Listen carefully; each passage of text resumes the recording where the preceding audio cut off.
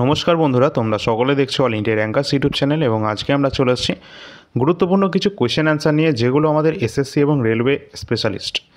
তো আজকে আমরা গুরুত্বপূর্ণ যে সমস্ত জিকে কোয়েশ্চেনগুলো আলোচনা করব সেগুলো কিন্তু এক্সামে অলরেডি আসা কোয়েশ্চেন এবং আগামী দিনে কিন্তু এগুলো আমাদের এক্সামে কিন্তু অবশ্যই আমরা দেখতে পাবো। তোমরা যারা চ্যানেলে নতুন রয়েছো তোমরা অবশ্যই সাবস্ক্রাইব করে রাখবে এবং পাশে থাকা বেল আইকনটা প্রেস করে রাখবে, যাতে নোটিফিকেশন সঙ্গে সঙ্গে তোমরা পেয়ে যাও। সকলে একটা লাইক এবং শেয়ার করে দেবে। টেলিগ্রাম চ্যানেলের লিঙ্ক ডিসক্রিপশন বক্সে তোমরা সকলে পেয়ে যাবে। এই দুটো রয়েছে, টেলিগ্রামের লিঙ্ক অবশ্যই যুক্ত হয়ে যাবে, ডিসক্রিপশন বক্সে এর লিঙ্ক দেওয়া রয়েছে। তো চলো আমরা আমাদের ফার্স্ট যে কোয়েশ্চেন রয়েছে সেখান থেকে আমরা শুরু করি।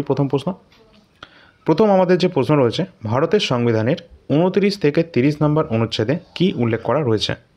তো এখানে অপশান আমাদের 4টে রয়েছে: সাংস্কৃতিক শিক্ষার অধিকার, স্বাধীনতার অধিকার, সমতার অধিকার, না ধর্মীয় স্বাধীনতার অধিকার। এখানে আমাদের যেটা সঠিক অ্যান্সার হবে সাংস্কৃতিক এবং শিক্ষার অধিকার, অপশান নাম্বার 1। সাংস্কৃতিক এবং শিক্ষার অধিকার, যেটা কিন্তু আমাদের 29 থেকে 30 নম্বর অনুচ্ছেদে কিন্তু রয়েছে সংবিধানের। এবার আমাদের দেখে নিতে হবে যে আমাদের মৌলিক অধিকার যেগুলো রয়েছে, টোটাল 6টি কিন্তু আমাদের মৌলিক অধিকারের সংখ্যা বর্তমান রয়েছে। 6টার মধ্যে প্রথমটা যেটা রয়েছে সেটা হচ্ছে 14 থেকে 18 নম্বর আর্টিকেলে রয়েছে সমান অধিকার অর্থাৎ সমতার অধিকার। পরবর্তী রয়েছে আর্টিকেল নাম্বার 19 থেকে 22 নম্বর আর্টিকেল, যেখানে রয়েছে স্বাধীনতার অধিকার। পরবর্তী আর্টিকেল রয়েছে 23 থেকে 24 নম্বর আর্টিকেল, যেখানে শোষণের বিরুদ্ধে অধিকারের কথা বলা রয়েছে। এছাড়া আর্টিকেল নাম্বার রয়েছে আমাদের 25 থেকে 28, যেখানে ধর্মীয় স্বাধীনতার অধিকারের কথা বলা রয়েছে। পরবর্তী রয়েছে আর্টিকেল নাম্বার 29-30, যেটা আমরা দেখলাম সংস্কৃতি এবং শিক্ষার অধিকার রয়েছে। এবং এখানেই কিন্তু অবস্থান করছিল যেটা আমাদের কি রাইট টু প্রপার্টি, যেটা কিন্তু বর্তমানে 300A রয়েছে। সংবিধান কোন সংবিধান সংশোধনীর মাধ্যমে এটা বাদ দেওয়া হয়েছে সেটা তোমরা বলবে। এটা কিন্তু এখন বর্তমানে লিগ্যাল রাইট। তো এখানে আমাদের পরবর্তী যেটা রয়েছে 32 থেকে 35 নম্বর আর্টিকেল, যেখানে কিন্তু সাংবিধানিক প্রতিবিধানের অধিকার এই কথা কিন্তু বলা রয়েছে। এবং 32 নম্বর আর্টিকেলের মাধ্যমে কিন্তু আমাদের এই যে সমস্ত মৌলিক অধিকারগুলো রয়েছে সেগুলোর মধ্যে একটাও যদি লঙ্ঘিত হয় তাহলে আমরা সুপ্রিম কোর্ট বা হাইকোর্টে কিন্তু আমরা যেতে পারি। তো এই জন্য কিন্তু 32 নম্বর আর্টিকেলকে কিন্তু বলা হয় সাংবিধানিক প্রতিবিধানের অধিকার, অর্থাৎ এটা কিন্তু বলা হয়ে থাকে ভারতীয় সংবিধানের হার্ট অ্যান্ড সোল। ঠিক আছে, হৃদয় এবং আত্মা বলেছিলেন ডক্টর বি.আর. আম্বেদকর। পরের কোশ্চেন আছে, নিম্নলিখিতদের মধ্যে কোনটি সচিন তেন্ডুলকরের আত্মজীবনী ছিল? তো এখানে আমাদের রাইট অ্যান্সার কোনটা হবে? সচিন তেন্ডুলকরের আত্মজীবনী কোনটি? সঠিক উত্তর যেটা হবে অবশ্যই playing it my way. Playing it my way, যেটা কিন্তু সচিন তেন্ডুলকরের আত্মজীবনী, অটোবায়োগ্রাফি। এবং এখান থেকে কিন্তু আমরা দেখতে পাচ্ছি সচিন তেন্ডুলকরের ছবি। তিনি কিন্তু 2011 সালে তিনি ওয়ার্ল্ড কাপ জয়লাভ করেছিলেন এবং তিনিই হলেন ভারতের প্রথম ক্রিকেটার যিনি 2014 সালে ভারতরত্ন সম্মানে ভূষিত হয়েছেন। ফার্স্ট ক্রিকেটার এবং ইয়ংগেস্ট ক্রিকেটার, তার নাম সচিন তেন্ডুলকর, যিনি 2014 সালে ভারতরত্ন অর্থাৎ ইন্ডিয়াস হায়েস্ট যে সিভিলিয়ান অ্যাওয়ার্ড রয়েছে সেটা কিন্তু তিনি নিয়ে নিয়েছেন। এর হাতে যেটা আমরা দেখতে পাচ্ছি সেটা কি? সেটা কিন্তু ইনারই অটোবায়োগ্রাফি। তার নাম প্লেয়িং ইট মাই ওয়ে। ঠিক আছে, তো গুরুত্বপূর্ণ এই সমস্ত কোশ্চেনগুলো আমাদের দেখতে হবে। পরের কোশ্চেনে আমরা দেখে নিই, আই অ্যাম নো মেশিয়া, এই যে আত্মজীবনী রয়েছে এটা কার? এটা কিন্তু অভিনেতা সনু সুদের আত্মজীবনী রয়েছে, I am no messiah. My many trysts with God, এই যে আত্মজীবনী রয়েছে যেটা কিন্তু পিভি রঘুনাথনের। এছাড়া আনব্রেকেবল, যেটা কিন্তু মেরি কমের আত্মজীবনী। অনেকবার কিন্তু একটা এক্সামে কিন্তু এসেছে। পরের কোশ্চেন আছে, মিত্রমেলা ড্যাশ দ্বারা প্রতিষ্ঠিত একটি বিপ্লবী সংগঠন। তো এখানে অপশান আমাদের 4টে রয়েছে, কোনটা রাইট অ্যান্সার হয়ে যাবে? সঠিক উত্তর হয়ে যাবে বিনায়ক দামোদর সাভারকার। তিনি কিন্তু এই মিত্রমেলা তার দ্বারা কিন্তু এটা প্রতিষ্ঠিত হয়েছিল, যেটা একটা বিপ্লবী সংগঠন। কত সালে তিনি এটা প্রতিষ্ঠা করেছিলেন? মিত্রমেলা একটি গোপন সমিতি ছিল, যেটি 1899 সালে বিনায়ক দামোদর সাভারকার এবং তার ভাই গণেশ দামোদর সাভারকার এটা কিন্তু প্রতিষ্ঠিত করেছিলেন। এটির নামকরণ করা হয় অভিনব ভারত সোসাইটিতে। পরবর্তী প্রশ্ন আছে, নিম্নলিখিতগুলির মধ্যে কোন রাজ্যে দিন এবং রাত্রের তাপমাত্রা খুব কম পার্থক্য দেখা যায়, খুব সামান্যতম পার্থক্য লক্ষ্য করা যায়? তো অপশান 4টে রয়েছে, রাজস্থান, পাঞ্জাব, কেরালা নাকি বিহার। অবশ্যই এই ধরনের কোয়েশ্চেন কিন্তু আমাদের বারবার জিজ্ঞাসা করা হয় যে দিন এবং ডে অ্যান্ড নাইটের যে টেম্পারেচারের যে ডিফারেন্স সেটা সবথেকে ম্যাক্সিমাম কোথায় হয় এবং সবথেকে মিনিমাম কোথায় হয়। সবথেকে মিনিমাম কিন্তু ডে নাইটের যে টেম্পারেচার সেটা কিন্তু সবথেকে স্বল্প মাত্রায় লক্ষ্য করা যায়, যেটা হচ্ছে অপশান অনুসারে কেরালা আমাদের রাইট অ্যান্সার হবে। ঠিক এই জায়গাতেই যদি প্রশ্নটা এরকম হতো যে দিন এবং রাতের তাপমাত্রা সবথেকে ম্যাক্সিমাম যে ডিফারেন্সটা আমরা দেখতে পাই, লক্ষ্য করা যায়, সেটা কোন অঞ্চলে, অবশ্যই এখানে অপশান অনুসারে রাজস্থান আমাদের রাইট অ্যান্সার হয়ে যেত।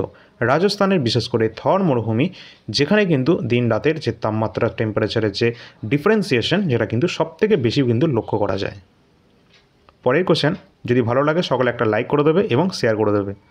নিম্নলিখিতগুলির মধ্যে কোনটি দৈনিক বায়ুমণ্ডলীয় আবহাওয়ার পরিবর্তনের সাথে যুক্ত? কি বলা হয়েছে? নিম্নলিখিতগুলির মধ্যে কোনটি দৈনিক বায়ুমণ্ডলীয় আবহাওয়া পরিবর্তনের সাথে যুক্ত?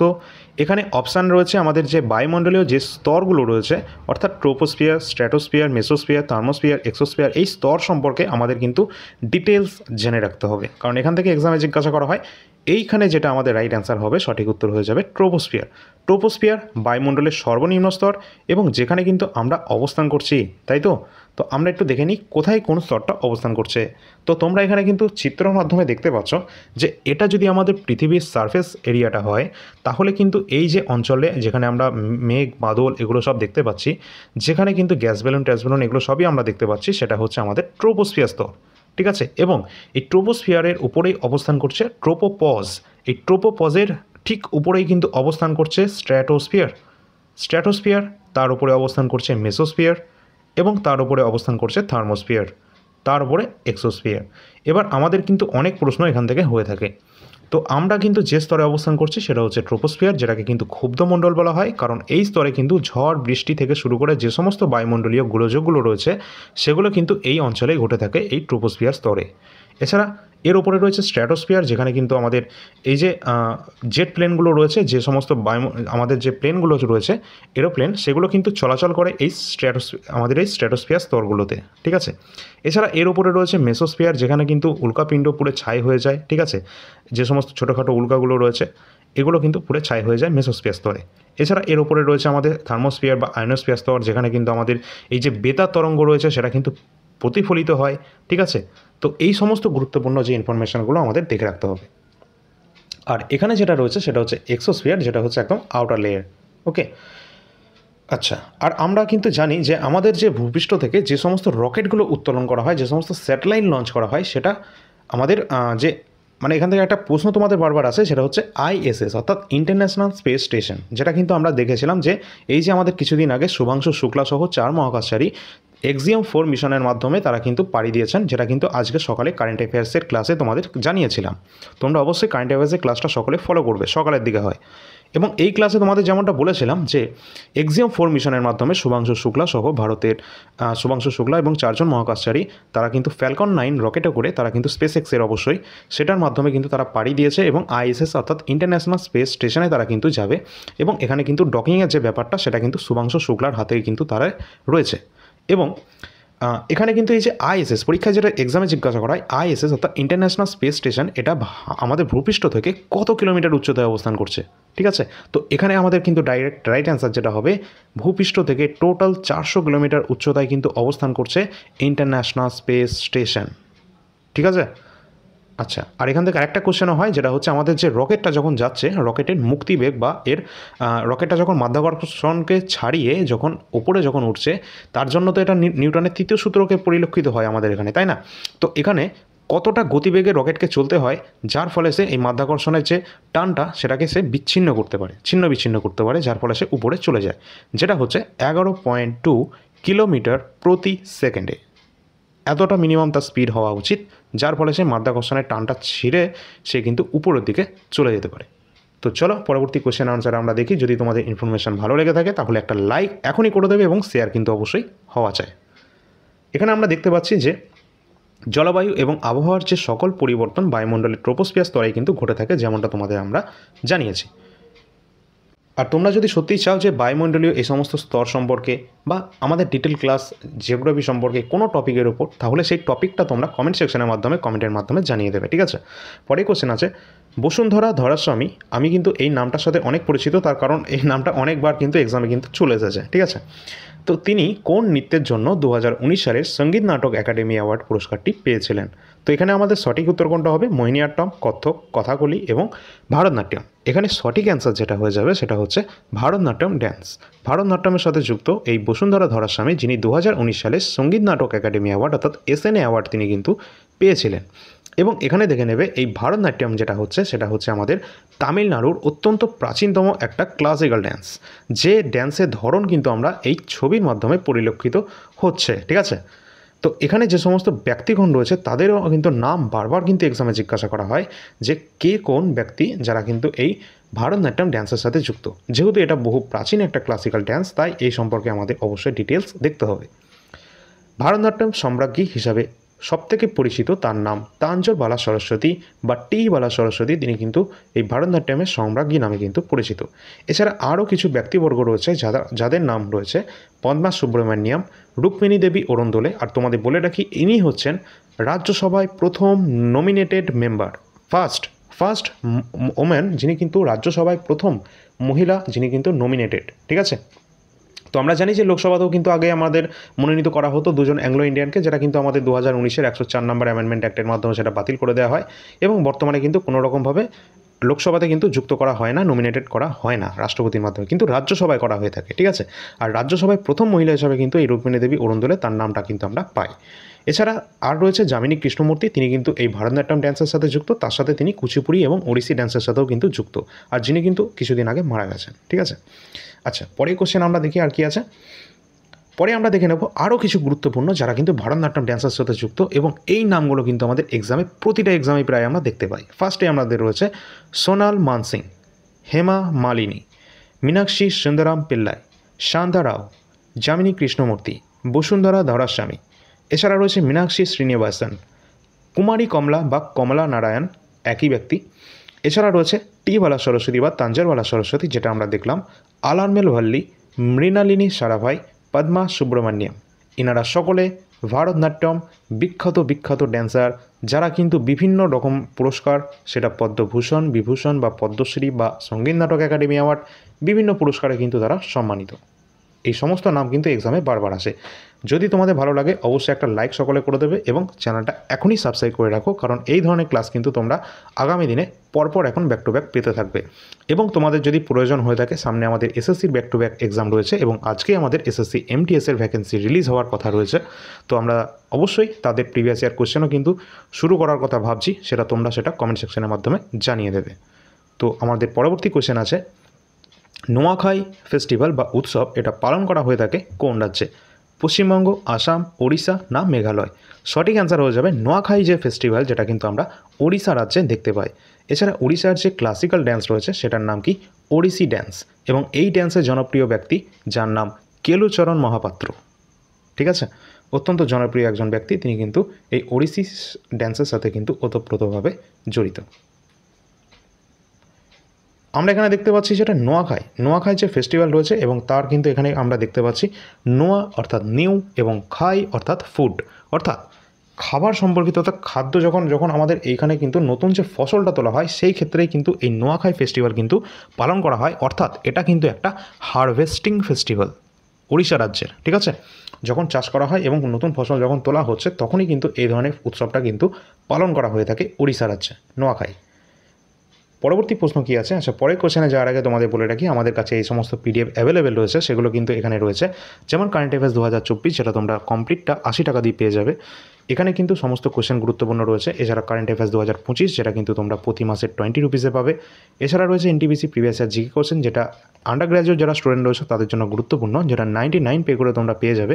আরপিএফএসআই 2024-এর সম্প্রতি পেপার, যেটা তোমরা 35 রুপিসে পেয়ে যাবে সাবজেক্ট ওয়াইজ। এছাড়া বায়োলজি প্রিভিয়াস ইয়ার কোশ্চেন, যেটা কিন্তু তোমরা চ্যাপ্টার ওয়াইজ পেয়ে যাবে 60 টাকাতে। এছাড়া এসএসসি জিটি 2024-এর পেপার, যেটা কিন্তু শিফট ওয়াইজ তোমরা 50 টাকায় পেয়ে যাবে। যে কোনো পিডিএফের জন্য এখানে নাম্বার দেওয়া রয়েছে, এই নাম্বারে হোয়াটসঅ্যাপ নাম্বার দেওয়া আছে, এখানে ডিসক্রিপশন বক্সেও তোমরা পেয়ে যাবে লিঙ্ক। সেই লিঙ্কে ক্লিক করে তোমরা এখানে দেখতে পাবে এবং ডেমো পিডিএফ সব কিছু এখানে পেয়ে যাবে। এখানে যেটা দেখছো সেটা হচ্ছে 2024-এর কারেন্ট অ্যাফেয়ার্সের জিস্ট, যেটা হচ্ছে মোস্ট ইম্পর্টেন্ট। আর এখান থেকে অলরেডি আমাদের এক্সামে প্রশ্ন এসেছে এবং আগামী দিনেও যারা এক্সাম দেবে এসএসসি বা রেলওয়ে তাদের এক্সামে কিন্তু অবশ্যই এখান থেকে কোশ্চেন আসবে। তো এখানে সমস্ত কোশ্চেনগুলো কিন্তু ইম্পর্টেন্ট রয়েছে, তোমরা এখানে সেটা দেখেও নিতে পারছো। এখানে সমস্ত প্রশ্নই গুরুত্বপূর্ণ। এখানে 2024-এ 1200+ কোশ্চেন তো পাবেই, তার সাথে পাবে এই 50টা পেজের জিস্ট, যেটা মোস্ট ইম্পর্টেন্ট। 80 টাকার মধ্যে 2024-এর কমপ্লিট কারেন্ট অ্যাফেয়ার্স তোমরা পেয়ে যাবে। এছাড়া আমাদের কিন্তু প্রতিদিন সকালের যে কারেন্ট অ্যাফেয়ার্সের সিরিজটা রয়েছে, যেটা কিন্তু 7 থেকে 8 মিনিটের মধ্যে তোমাদের কমপ্লিট করানো হয়, অবশ্যই সেটা ফলো করবে। ওখান থেকে ম্যাক্সিমাম কোশ্চেন কিন্তু তোমরা কমন পাবে, ঠিক আছে? তো এটা কিন্তু সামনে যারা এনটিপিসি রয়েছে এক্সাম, তাদের কিন্তু জন্য কিন্তু এটা গুরুত্বপূর্ণ রয়েছে, ঠিক আছে? কারণ এনটিপিসিতে কিন্তু 10টা মতো কারেন্ট অ্যাফেয়ার্স কিন্তু আসছে। আর আমরা দেখেছিলাম যে 2025-এর যে আমাদের গ্র্যাজুয়েট লেভেলের এক্সামটা হলো এনটিপিসি, সেখানে কিন্তু একদম লেটেস্ট কারেন্ট অ্যাফেয়ার্স কিন্তু জিজ্ঞাসা করা হয়েছিল। সুতরাং তোমাদের আন্ডার গ্র্যাজুয়েটের জন্য অবশ্যই মে মাস পর্যন্ত কমপ্লিট তো করে রাখতেই হবে। মে মাস জুন মাস পর্যন্ত কমপ্লিট করতে হবে। এখনও তোমাদের যদি এক্সাম ডেট দেয়নি, খুব তাড়াতাড়ি কিন্তু তোমাদের জারি করা হবে এক্সাম ডেট। এবং এটা রয়েছে 2025-এ কারেন্ট অ্যাফেয়ার্স, যেটা কিন্তু টোটাল প্রতি মাসের যদি হিসাব করি তাহলে কিন্তু তোমাদের নাম্বার অফ কোশ্চেন 450-এর ওপর হয়ে যাবে। এবং পেজ সংখ্যা তোমরা ওই মোটামুটি 20টা পেজের মধ্যে এটা পেয়ে যাবে 2025-এর মান্থলি কারেন্ট অ্যাফেয়ার্স। এবং এর প্রাইস কিন্তু হয়ে যাচ্ছে যেটা কিন্তু ₹20 পার মান্থ, অর্থাৎ প্রতি মাসে 20 টাকা করে তোমরা প্রাইস কিন্তু রয়েছে। আর এখান থেকে প্রশ্ন কিন্তু অবশ্যই আসবে, এর বাইরে কোনো প্রশ্ন হয়তো তোমাদের পড়তে হবে না। তার কারণ হচ্ছে এটা একদম প্রিলি থেকে মেন্স লেভেল পর্যন্ত কমপ্লিট করা রয়েছে। SSC, railway, WBCS, PSC clerkship miscellaneous সহ আমাদের গ্রুপ সি গ্রুপ ডি সমস্ত এক্সামের জন্য কিন্তু এটা ওয়ান স্টপ সলিউশন একদম কারেন্ট অ্যাফেয়ার্সের জন্য। এছাড়া যারা সামনে আন্ডার গ্র্যাজুয়েট লেভেলের এক্সাম দেবে তাদের কিন্তু এই এনটিপিসি লাস্ট এক্সাম 2020-21-এর 133টা শিফটের 5000+ জিকে কোশ্চেন কিন্তু সকলে এটা করে যাবে। কারণ এখান থেকে প্রশ্ন অবশ্যই জিজ্ঞাসা করা হবে, যেহেতু এটা প্রিভিয়াস ইয়ার বেসড কোশ্চেন। এবং এখান থেকে অলরেডি আমরা কিন্তু 2025-এর যে আন্ডার গ্র্যাজুয়েট লেভেলের যে এক্সামটা হয়েছে সেখানে কিন্তু অনেক প্রশ্ন কিন্তু ইতিমধ্যে আমরা কমন পেয়েছি। সেটা তোমরা অবশ্যই দেখতে পাবে যখন অ্যান্সার কি আউট করা হবে। এবং তোমাদের বলে রাখি, এখানকার টোটাল যে নাম্বার অফ কোশ্চেন 5000 তো আছেই, 300টা পেজের মধ্যে কভার করা রয়েছে এবং পিডিএফটা তোমরা দুটো পার্টে পেয়ে যাবে। 99 কিন্তু এর রুপিস প্রাইস যেটা রয়েছে, এবং 99 টাকা পে করে তোমরা কিন্তু কমপ্লিট এটা কিন্তু পেয়ে যাবে। এছাড়া সামনে যাদের আমাদের রেলওয়ে যে গ্রুপ ডি এক্সাম রয়েছে, বা আমাদের রেলওয়ে এলপি টেকনিশিয়ান জেইর মতো এক্সাম, যেখানে সায়েন্সের পোর্শনটা বেশি থাকে, যেখানে কিন্তু এই সমস্ত প্রশ্নগুলো কিন্তু গুরুত্বপূর্ণ রয়েছে। এখানে যেটা রয়েছে সেটা হচ্ছে বায়োলজি চ্যাপ্টার ওয়াইজ কোশ্চেনগুলো রয়েছে, সবই কোশ্চেন আমাদের রেলওয়ের এক্সামে আসা question. Total number of question এখানে 1250+ নাম্বার অফ কোশ্চেন কিন্তু এখানে রয়েছে। এবং পেজ সংখ্যা যদি বলি, এখানে 70টা পেজের মধ্যে কিন্তু কভার করা রয়েছে, এবং এটা তোমরা 60 টাকা দিয়ে কিন্তু পেয়ে যাবে। সুতরাং যাদের যেটা প্রয়োজন রয়েছে এই নাম্বারে তোমরা যোগাযোগ করবে, এই নাম্বারের লিঙ্ক ডেসক্রিপশন বক্সে পেয়ে যাবে। তো পরবর্তী আমাদের যে প্রশ্ন রয়েছে, নিম্নোক্ত কে red earth and pouring rain এই নোবেলের জন্য বইটি লিখেছিলেন? আচ্ছা, এই যে নোবেল রয়েছে এই বইটি তিনি লিখেছেন, তার নাম কি? অবশ্যই রাইট অ্যান্সার যেটা হবে তার নাম কি বিক্রমচন্দ্র। বিক্রমচন্দ্রের লেখা red earth and pouring rain এই নোবেলটি তার লেখা। তো পরবর্তী কোশ্চেন কি আছে? পণ্ডিত ভজন সোপরি, যিনি সাল 2022-এ মারা যান, যিনি কোন বাদ্যযন্ত্রের সাথে যুক্ত ছিলেন? তো ভজন সোপরি তিনি কিন্তু কোন বাদ্যযন্ত্রের সাথে যুক্ত ছিলেন? আমরা কিন্তু জানি যে তিনি অবশ্যই রাইট অ্যান্সার যেটা হবে সন্তুর। তিনি কিন্তু বিখ্যাত সন্তুর বাদক ছিলেন ভজন সোপরি। এছাড়া কিন্তু এই সন্তুরের সাথে যুক্ত আরও যেন ব্যক্তিবর্গ রয়েছে, তাদের নাম তোমরা অবশ্যই বলবে। তো এখানে আমরা দেখতে পাচ্ছি পণ্ডিত শিবকুমার শর্মা, তিনি কিন্তু সন্তুর বাদক ছিলেন। ভজন সোপরি ছিলেন। এছাড়া বীরস্বামী পিল্লাই, নন্দমুলে, এনারা সকলেই কিন্তু এই আমাদের সন্তুর প্লেয়ারের সাথে যুক্ত। পরের কোশ্চেন আছে, বৃহদেশ্বর যে মন্দির রয়েছে এটা কোন রাজ্যে অবস্থান করছে? কেরালা রয়েছে। এটা কোন মন্দিরটা রয়েছে এটা কোন রাজ্যে অবস্থান করছে? মন্দির, যেহেতু মন্দির রিলেটেড কোশ্চেন তোমাদের কিন্তু অলরেডি দেওয়া রয়েছে, ডিটেল ক্লাস কিন্তু এই কিছুদিন আগেই কিন্তু আমাদের দেওয়া হয়েছে। মন্দির রিলেটেড তোমাদের এক্সামে কিন্তু বারবার জিজ্ঞাসা করা হয়, এসএসসি বা আমাদের রেলওয়ের সমস্ত এক্সামে কিন্তু মন্দির থেকে প্রশ্ন আসে, আর ওর বাইরে কোনো কোশ্চেন কিন্তু আসবে না। ওই মন্দির থেকে একদম কিন্তু কমপ্লিট ডিটেলস তোমাদের দেওয়া রয়েছে, ঠিক আছে? প্রতিটা রাজ্য কিন্তু কভার করা হয়েছে, কোনো রাজ্য বাদ যায়নি, ঠিক আছে? আচ্ছা, বৃহদেশ্বর যে মন্দির রয়েছে এটা কোন রাজ্যে অবস্থান করছে? আমাদের সঠিক উত্তর হয়ে যাবে তামিলনাড়ু রাজ্যে অবস্থান করছে বৃহদেশ্বর টেম্পল। এবং তামিলনাড়ু, এখানে কিন্তু আমরা দেখে নেব যে বৃহদেশ্বর যে ছবিটা রয়েছে তামিলনাড়ুর, সেটা কিন্তু ঠিক এইরকম, অবশ্যই সেটা তোমরা দেখতে পাচ্ছ, খুব সুন্দর যে মন্দির রয়েছে, যেটা কিন্তু কারা তৈরি করেছে, অবশ্যই চোলরা কিন্তু এই মন্দির তৈরি করেছিল। তো আমরা এখানে দেখে নেব থাঞ্জাভুরের যে বৃহদেশ্বর মন্দিরটি, এটা প্রথম কিন্তু তৈরি করা হয়েছে, যেটা কিন্তু রাজরাজ চোল তিনি কিন্তু এটা তৈরি করেছিলেন। এবং থাঞ্জাভুরের যে রাজরাজেশ্বর যে মন্দিরটি, যেটা ভগবান শিবকে কিন্তু নিবেদিত, অর্থাৎ শিবের মন্দির ছিল এটা। পরের কোশ্চেন, বাংলার নিম্নলিখিত মুক্তিযোদ্ধা আইনজীবীদের মধ্যে কে দেশবন্ধু নামে পরিচিত? তো দেশবন্ধু নামে পরিচিত কে ছিলেন? অবশ্যই এখানে আমাদের রাইট অ্যান্সার যেটা হয়ে যাবে, অপশান রয়েছে 4টে, সঠিক উত্তর হয়ে যাবে চিত্তরঞ্জন দাস। তিনি কিন্তু দেশবন্ধু নামে কিন্তু পরিচিত ছিলেন। এবং আমাদের কিন্তু এখানে বিভিন্ন ধরনের যে নিক নেমগুলো রয়েছে সেখান থেকে এক্সামে আসে। তো আমরা এখানে দেখে নেব লোকনায়ক। লোকনায়ক নামে পরিচিত জয়প্রকাশ নারায়ণ। এছাড়া রয়েছে ভারতের লৌহ মানব, তাকে বলা হয় বল্লভভাই প্যাটেলকে, সর্দার বল্লভভাই প্যাটেলকে। আধুনিক ভারতের জনক বলা হয় রাজা রামমোহন রায়কে। বিহার কেশরী বলা হয় কাকে? শ্রী কৃষ্ণ সিনহাকে। এছাড়া রয়েছে বাংলা গদ্যের জনক বলা হয় ঈশ্বরচন্দ্র বিদ্যাসাগরকে। পরবর্তী রয়েছে ভারতীয় বিপ্লবের জননী বলা হয় মাদাম ভিকাজি রুস্তম কামাকে বলা হয়, অর্থাৎ মাদাম কামাকে কিন্তু বলা হয়ে থাকে এই ভারতের বিপ্লববাদের জননী। এই সমস্ত কোশ্চেন কিন্তু এক্সামে কিন্তু জিজ্ঞাসা করা হয়। পরে কোশ্চেন আছে ভারতের যে 2011 সালের আদমশুমারি, অর্থাৎ আদমশুমারি বা সেন্সাস থেকে তোমাদের কমপ্লিট টপিক দেওয়া রয়েছে এই চ্যানেলে। ওর বাইরে এসএসসি, সিজিএল, সিএইচএসএল, এনটিপিসি কোনো এক্সামে ওর বাইরে কোনো কোশ্চেন হয়তো আসবে না, কারণ ওখানে একদম কমপ্লিট টপিক দেওয়া রয়েছে আমাদের চ্যানেলে। দুটো পার্টে রয়েছে, একটা থিওরি ক্লাস রয়েছে, সেটা আগে দেখবে, তারপর এমসিকিউ ক্লাসটা দেখে নেবে। টোটালি কিন্তু কমপ্লিট করা রয়েছে। তো এখানে আমাদের প্রশ্ন রয়েছে ভারতের 2011 সালের আদমশুমারি অনুসারে নিম্নলিখিতগুলির মধ্যে কোন রাজ্যের সাক্ষরতার হার সর্বনিম্ন? তো সর্বনিম্ন সাক্ষরতার হার যেটা হয়ে যাবে সেটা হচ্ছে ত্রিপুরা। সঠিক অ্যান্সার হয়ে যাবে ত্রিপুরা। কেন ত্রিপুরা?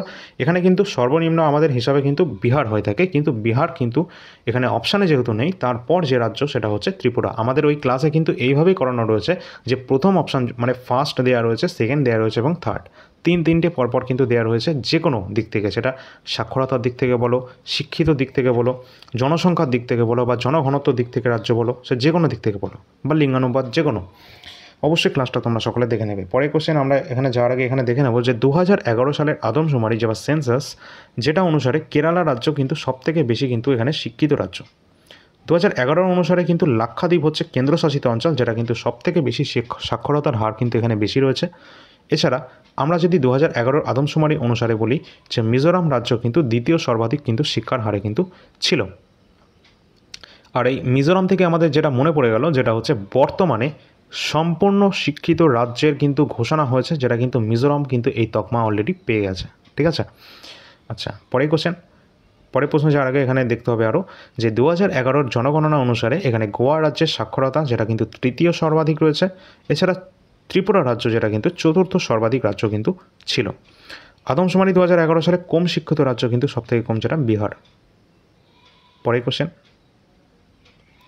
নিম্নলিখিত অভিনয়গুলির মধ্যে কোনটি পোশাক, গহনা, মুখের যে মেকআপ এগুলির ব্যবহার করা হয়ে থাকে? অর্থাৎ এখানে কিন্তু বিভিন্ন ধরনের অভিনয় যেগুলো রয়েছে আমাদের এই এখান থেকে কিন্তু আমাদের এক্সামে কিন্তু জিজ্ঞাসা করা হয়, আর এটা কিন্তু এমটিএসে কিন্তু বারবার কিন্তু জিজ্ঞাসা করা এই কোয়েশ্চেনটা। ঠিক আছে, তো এখানে যে অভিনয়গুলো রয়েছে অপশান রয়েছে আমাদের কাছে 4টে। সঠিক উত্তর হবে আচার্য অভিনয়।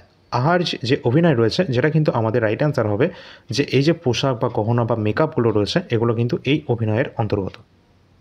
তো এই সমস্ত কোয়েশ্চেনগুলো কিন্তু আমাদের ছিল, যেগুলো গুরুত্বপূর্ণ ছিল বিভিন্ন এক্সামের জন্য। সেগুলো এসএসসিতে আসা, রেলওয়েতে আসা বিভিন্ন কোয়েশ্চেন, কিন্তু বিভিন্ন এক্সামে আসা কোয়েশ্চেন। যদি ভালো লাগে আজকের ক্লাসটা, তো সকলে একটা লাইক করে দেবে এবং শেয়ার করে দেবে। সাবস্ক্রাইব যদি না করে থাকো এখনই করে নেবে।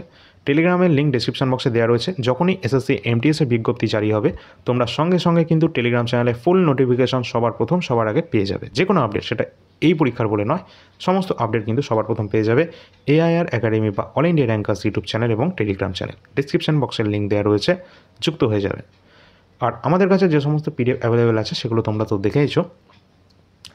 এই যে 2024 কারেন্ট অ্যাফেয়ার্স বা 2025 বা এনটিপিসি প্রিভিয়াস ইয়ার কোয়েশ্চেন, এই তিনটেই কিন্তু আমাদের আন্ডার গ্র্যাজুয়েট যারা এক্সাম দেবে তাদের জন্য কিন্তু গুরুত্বপূর্ণ রয়েছে। ঠিক আছে, এছাড়া রয়েছে আর কি যেমন আরপিএফ এসআই 2024 সম্প্রতি পেপার, বায়োলজির কোয়েশ্চেন পেপার, এছাড়া রয়েছে এসএসসি জিডি কনস্টেবল 2024 পেপার। সবই জিকে কোয়েশ্চেন এবং কারেন্ট অ্যাফেয়ার্স। যার যেটা প্রয়োজন রয়েছে এই যে নাম্বার রয়েছে এই নাম্বারে যোগাযোগ করে নেবে। ডিসক্রিপশন বক্সে এই নাম্বারের লিঙ্ক তোমরা পেয়ে যাবে। তো পরবর্তী যদি কোনো রকম কোনো আপডেট পেতে চাও অবশ্যই টেলিগ্রাম চ্যানেলে যুক্ত তো থাকবেই সকলে, ওখানে সমস্ত আপডেট পেয়ে যাবে এবং পরবর্তী নতুন আমরা ক্লাস নিয়ে আসছি। আর তোমাদের সকলকে বলবো পরের দিন সকালে যে কারেন্ট অ্যাফেয়ার্সের যে ক্লাসগুলো আসবে প্রতিদিন তোমরা কিন্তু এই ক্লাসটা কিন্তু অবশ্যই কেউ মিস করবে না।